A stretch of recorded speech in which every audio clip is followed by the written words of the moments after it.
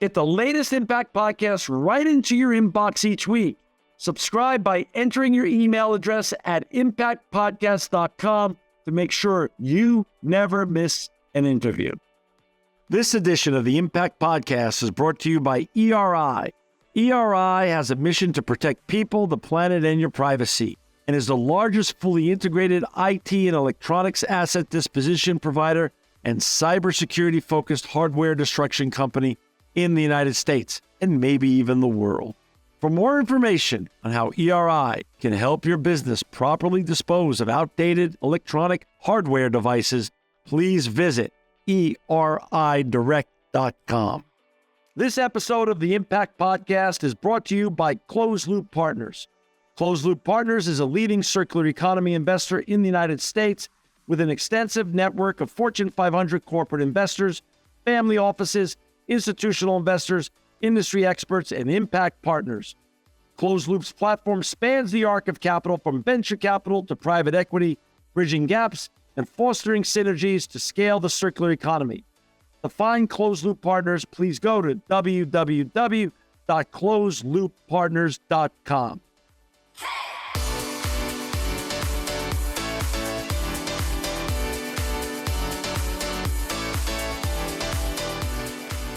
Welcome to another edition of the Impact Podcast. I'm John Shigerian, and I'm so honored to have with us today Ellen Jackowski. She's the Chief Sustainability Officer at Mastercard. Ellen, welcome to the Impact Podcast. Thanks, John. Excited to be here today. Well, we're honored to have you. You're sitting up in Northern California today. I'm here in Central California. Technology makes us feel almost like we're having a fun conversation together, and it's going to be a great conversation. And Ellen, before we get going and talking about all the important things that you're doing with your colleagues in sustainability at Mastercard, can we first talk a little bit about your background? Where did you grow up, and how did you get on this fascinating and important journey that you're on? Sure. Well, I grew up primarily on the East Coast, on the outskirts of Washington, D.C. And, being so close to our federal government, that's where I thought my career was headed. I was very involved in student government in high school. I was an intern for my U.S. senator. Then I interned for the U.S. mission at NATO. That was the path I was on. And then, as I came close to graduation, I decided to actually take another look at my path and ended up joining the private sector. I joined a consulting firm, but it was a firm that had some really unusual ideas, things like open compensation, where you knew what everyone from the top partners in the firm all the way down to the administrative assistants made. Everybody knew, my salary increases every year. How much bonus did I get? And of course, the question of why. Why are people paid what they were? So this was a company that brought, light to things, increasing transparency to some topics that traditionally didn't have a lot of exposure. And I think I learned some very interesting lessons there, which of course can apply to sustainability today, especially when you start looking at some of the new regulations coming out of Europe and the US. Transparency and light and sustainability is really important. So anyway, I was a management consultant. One of our clients was HP. And the gentleman that we were working with on the project was then asked to take on sustainability responsibility for HP. He wanted a strategist to come in. So I joined that company many years ago and grew up in sustainability at HP. And that's a company that really embedded sustainability into its DNA from its founders, Bill Hewlett and Dave Packard. Right. They had 8 corporate objectives, things like revenue, profit, but also the word global citizenship, which now our language is modernized. We call it ESG or sustainability, but grew up there for 15 years in sustainability, eventually becoming their chief impact officer. And then just recently, about 1.5 years ago, made the jump over to Mastercard. Wonderful. I'll tell you what, HP's been on the show a bunch of times, and we do a lot of business with them. And one of the things, they were one of the first OEMs to purchase back our recycled plastic to put back into their new electronics, new printers and things of that such. So HP has led the way on sustainability. Like you said, it was really embedded from their founding, from the founding fathers into their DNA. And what a great place to grow up in terms of getting your sustainability education. What a great place to work at, I guess. Yeah, no, it was fantastic experience. And the way that I kind of frame that is, HP is a company that makes a bunch of stuff, right? PCs, printers, 3D printers. So more on the supply side. Here at Mastercard, we don't really make a product per se. We're a payments network.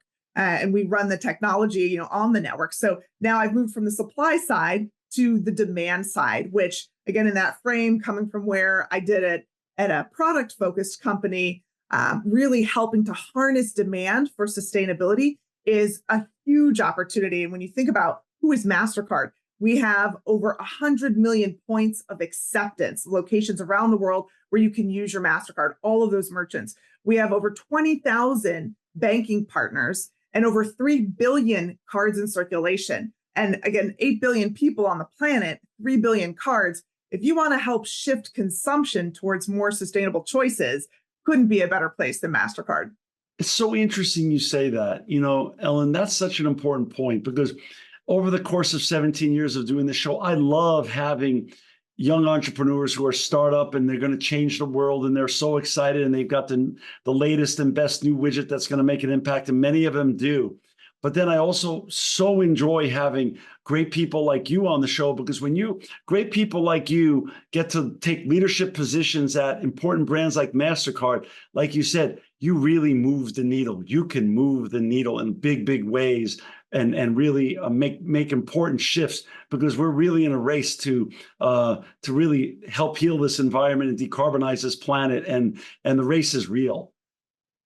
Yeah, no, for sure. And again, when you think about the scale, as well as, we're seeing transition, we're seeing, the market shift here. So the consumers that are shopping at all the merchants on our network, like they're looking for more sustainable products and services. The merchants themselves are in the middle of transitioning their businesses to be more sustainable. Right. So we're in a great position to help accelerate that across the whole value chain. You gave out some fantastic statistics, just as a little bit more. I think your revenue is over $25 billion. You have over 33,000 employees. And obviously, you serve the world with 3 billion users, which I'm a proud user as well of Mastercard service. Fantastic. Yeah, I mean, it's a great brand, and I've had nothing but great experiences over the course of my lifetime and career. When you came into Mastercard, what were you walking into? Because as you mentioned, HP, it was part of their DNA. It was part of their brand. Were you the first chief sustainability officer at Mastercard, or were you already walking into something that already had been set up and you were coming in to further grow what had been set up?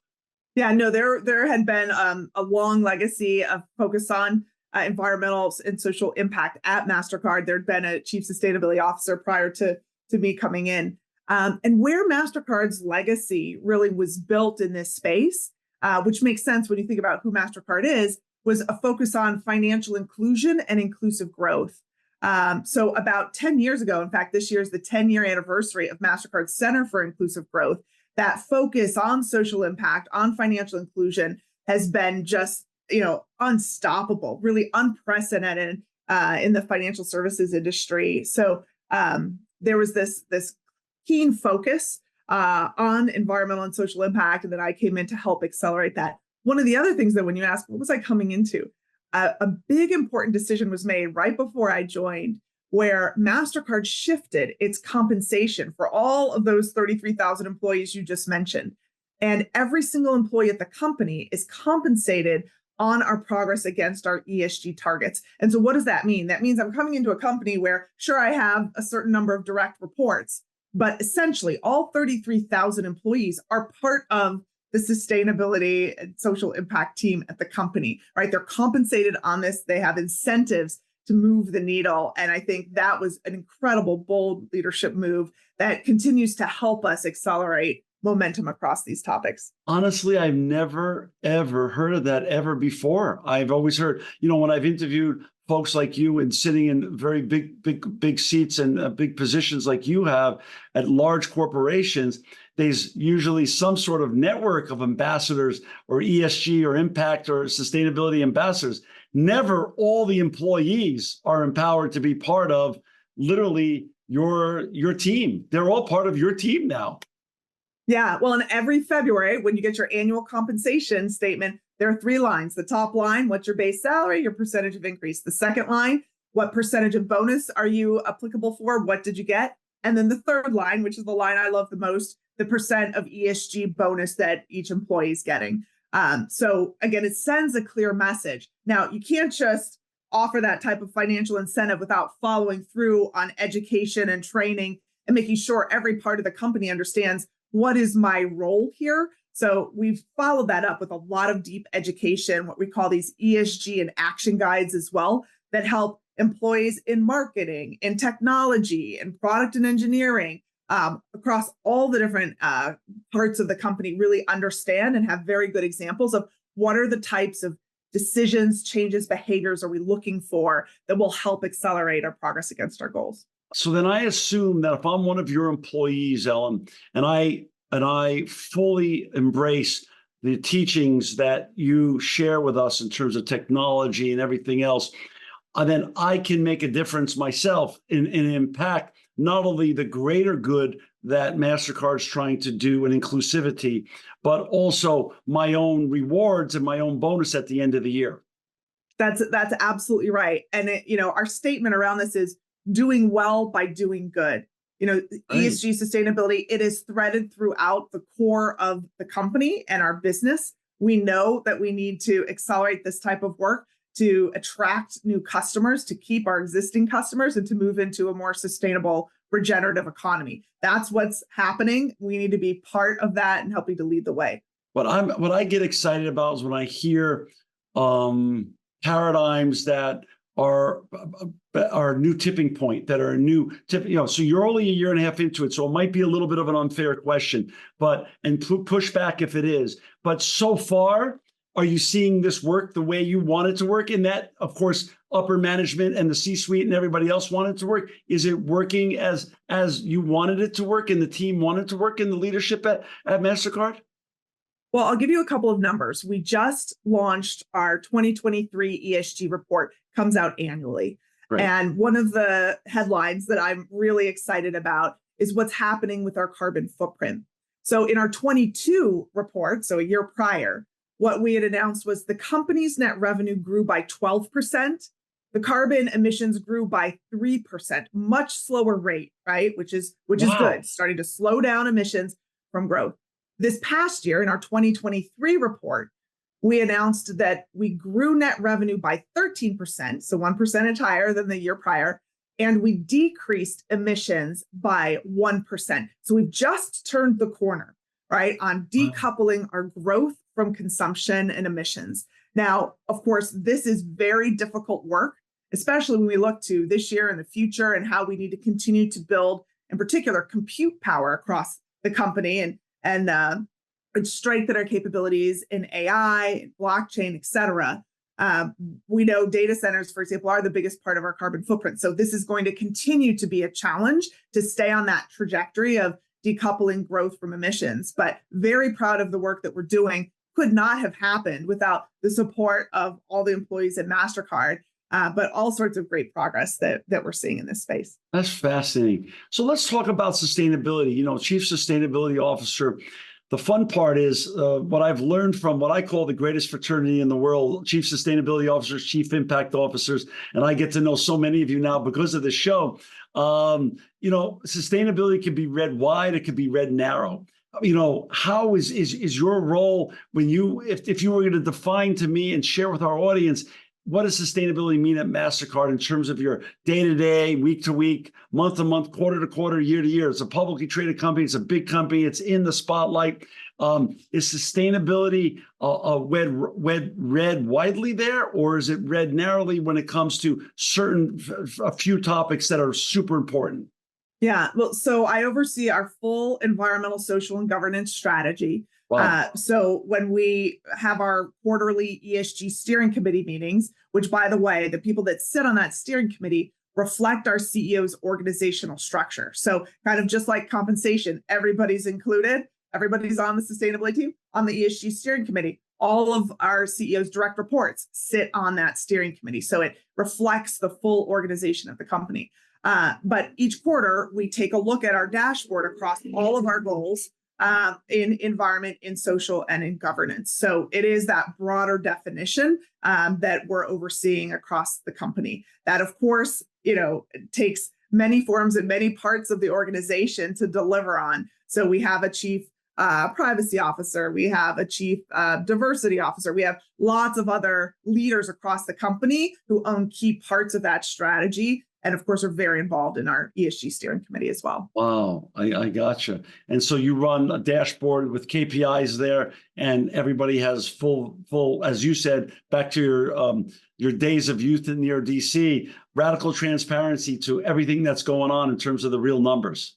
That's right. That's right. And again, with the new regulations that we're seeing, having a deeper understanding of what does it mean to be, transparent? How do we make sure we've got the right processes and controls across the company? And we're moving out of Excel spreadsheets into more sophisticated tools like Workiva, which we use for our financial reporting. We're now using that, for example, as well for our sustainability and ESG reporting. Lots of work to do here, but we've got a strong team and we're holding ourselves accountable. And again, you can see in that 2023 ESG report that we just published, more data than ever before. I think we added over 30 new KPIs and metrics to the report that we hadn't shared previously. And that sustainability report lives in perpetuity on your website, mastercard.com, right? That's right. You can find it there. That's awesome. And for our listeners and viewers who just joined us, we've got Ellen Jackowski with us today. She's the Chief Sustainability Officer at Mastercard. To find Ellen and her colleagues and all the important and great work they're doing in sustainability, please go to www.mastercard.com. Let's go back to what you just talked about in terms of all the rules and regs that are coming out. This is a complicated matter, huh? This is a patchwork quilt now around the world of all different types of rules and regulations that great leaders like you are forced to somehow juggle and manage and keep an eye on and keep your company, which is a worldwide brand, adherent to. What does this look like now? And is there any hope in the future, Ellen, for harmonization of this massive patchwork quilt of different rules and regulations? Well, let's hope so. We certainly hope that that's how this evolves. And I think most companies out there hope for harmonization too. One of the things, though, that we did structurally a little while ago, we were one of the first corporations to create a new role inside the company called ESG controller. That role reports to the overall corporate controller in our chief financial officer's finance organization. And by creating that specific ESG controller role, that's really helped us prepare for everything we're seeing out of the European Union, for example, with the CSRD regulations, with what the SEC has proposed as well for climate disclosures. So that would be one of my recommendations to others listening out there. If you don't have an ESG controller, something to seriously think about bringing in, a focused role who has that type of financial reporting expertise, those processes, those controls, and can help bring that type of capability to the sustainability function, I think has been extremely helpful to us in preparation. You know what? That sounds absolutely brilliant. Tell me, without giving away too much, but helping guide a lot of other listeners out there who are not only just are the next generation of chief sustainability officers, but you have a lot of chief sustainability officers that tune into this show. ESG controller is a great idea. What would their background typically be? Is it more accounting, or is it more policy? Is it environmental scientists? Is it where would their background and strengths lie to have that kind of role? Well, so I think it's really up to the company, and the controller perhaps is the hiring manager to figure out what makes sense for the company. Yeah. For us, though, our ESG controller has a very strong background in the finance organization and been through many financial audits, earnings, all those things. So coming with those types of skills to partner very closely with my team, and I sit in strategic growth within the company. So, she sits in finance, I'm in another part, and the partnership that I think we've created is extremely strong. And again, bringing together complementary competencies to build this new function has worked very well. That's such a great idea. Wow, that's so forward thinking. Let's turn our the questioning to something you brought up at the top of the show, which I find fascinating, and I want to learn more about sustainable consumption. When you say sustainable consumption, what does that mean, and how do you get to focus on it at Mastercard and potentially help gently influence that as well? Yeah, again, for us, we have a net zero goal. I mentioned some of the statistics. We're doing quite well Yeah. against our goal. In fact, in that ESG report, you'll see for scope 1 and 2 emissions, we've reduced by 48% compared to our 2016 baseline, and 40% of our scope 3 has been reduced against the 2016 baseline. So great work on our net zero goal. Plenty more to do. It's going to get harder, we all know, but doing very well. Our footprint, though, again, because we don't make any, hard products, is quite small for a company of our size. So the biggest opportunity we have to help fight climate change is transitioning our value chain to sustainable consumption, to help consumers and individuals out there make more sustainable choices, and to help our merchants on the network as well figure out how to offer more sustainable products and services in a way that's going to help grow their business. So that's really a key area of focus for us, and where we see lots of innovation in our sustainability strategy.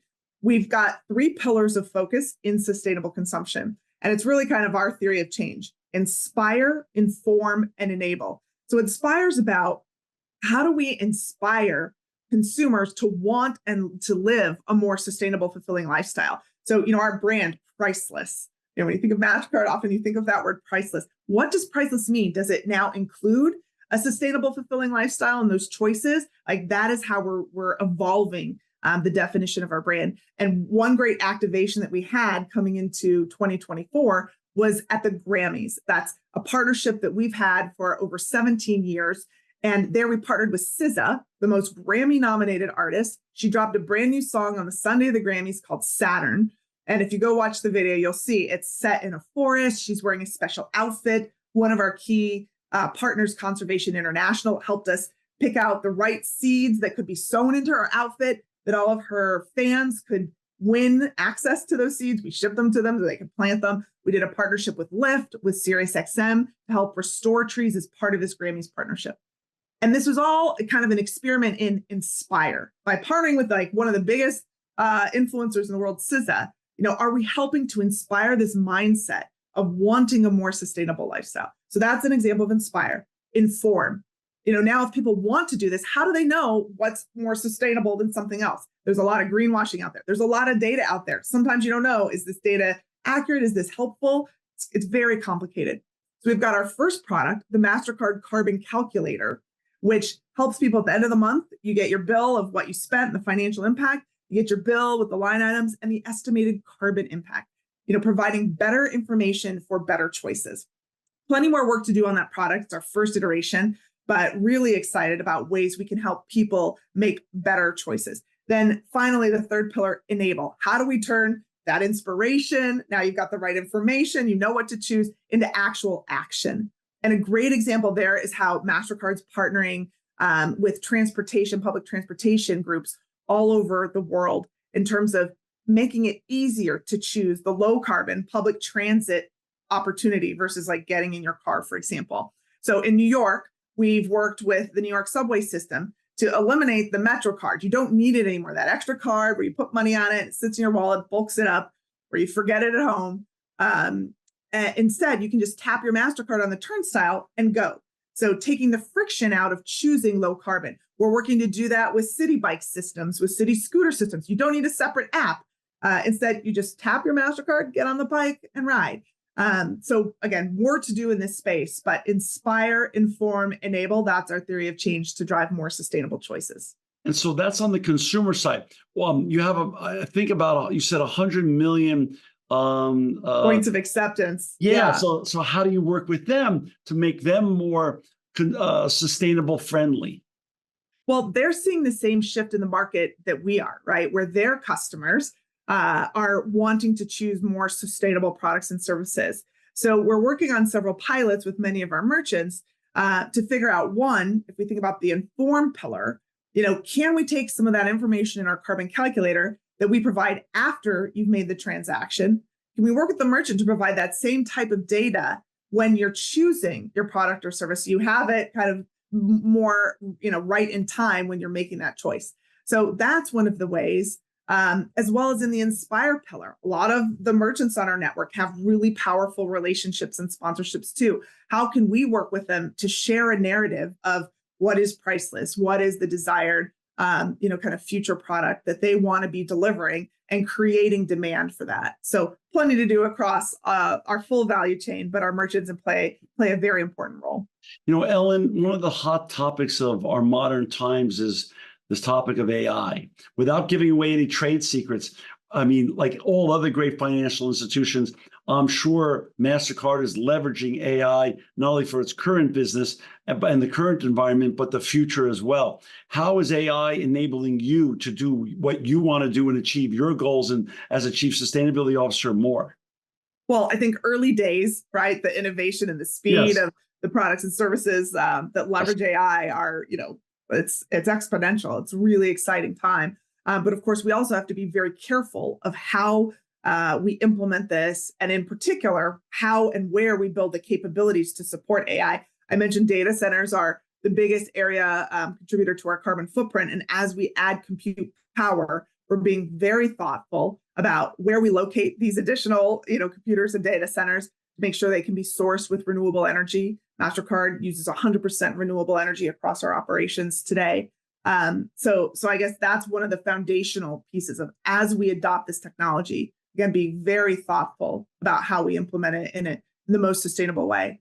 But then secondarily, there is a lot of experimentation on the reporting side. How can you automate some of this reporting, and establishing some of the IT infrastructure on the back end to help aid that automation, like we have with Workiva, is only going to help us get there faster. So plenty of areas of opportunity. I would say, again, early days, a lot of innovation, and we'll continue to test and learn as we go. Ellen, you're quite young compared to me, and you're only at Mastercard a year and a half. What gets you most excited right now? You're a year and a half into this, but you got a long way to go. And as you and I know, sustainability doesn't have a finish line; it's a journey. What are the biggest opportunities you see on the road ahead for Mastercard, and your team over there in sustainability? Well, we've spent some time talking about sustainable consumption. That's why I joined the company, right? Like the scale of opportunity to truly create big impact that could truly, help stop climate change. Like for me, that is in the forefront. But the other big opportunity at Mastercard is inclusive climate action, kind of taking everything the company's done. I mentioned the 10-year anniversary of our Center for Inclusive Growth. Yeah. How do we take everything the company, all these capabilities and tools, digital wallets that we've built around inclusive growth? How do we also use those same tools for climate adaptation and resilience? I think there's a really huge opportunity there. We've already started tapping into that. Our Center for Inclusive Growth has now kind of put a climate lens onto all of the programs that they're supporting ongoing now for the future. So those are the two biggest areas: sustainable consumption and inclusive climate action, making sure we're bringing everybody together with us as we transition to a sustainable regenerative economy. Well, Ellen, I'm not only grateful for the time you spent with us today, but I'm grateful for all the work you did at HP and the work you're doing currently at Mastercard in sustainability, and doing it with your colleagues. I just want you to know you're always welcome back on the Impact Podcast, because as you and I know, this is a journey, and there's going to be a lot of wins ahead that you're going to be able to share with our audience, and they'd be very excited to hear. These are topics we've never covered before: sustainable consumption, it's fascinating what you're doing by empowering everyone, all 33,000 plus employees at Mastercard, to be part of the sustainability journey that you're on at Mastercard. I think it's just wonderful and exciting and very game-changing in many, many ways. So you're always welcome back here to find Ellen and to find all of her colleagues at Mastercard and all the great work they're doing in sustainability. Please go to www.mastercard.com. Doing well by doing good and making the world a better place. That's what I call priceless. This edition of the Impact Podcast is brought to you by Engage. Engage is a digital booking platform revolutionizing the talent booking industry. With thousands of athletes, celebrities, entrepreneurs, and business leaders, Engage is the go-to spot for booking talent, for speeches, custom experiences, live streams, and much more. For more information on Engage or to book talent today, visit letsengage.com. This edition of the Impact Podcast is brought to you by ERI. ERI has a mission to protect people, the planet, and your privacy, and is the largest fully integrated IT and electronics asset disposition provider and cybersecurity-focused hardware destruction company in the United States, and maybe even the world. For more information on how ERI can help your business properly dispose of outdated electronic hardware devices, please visit eridirect.com.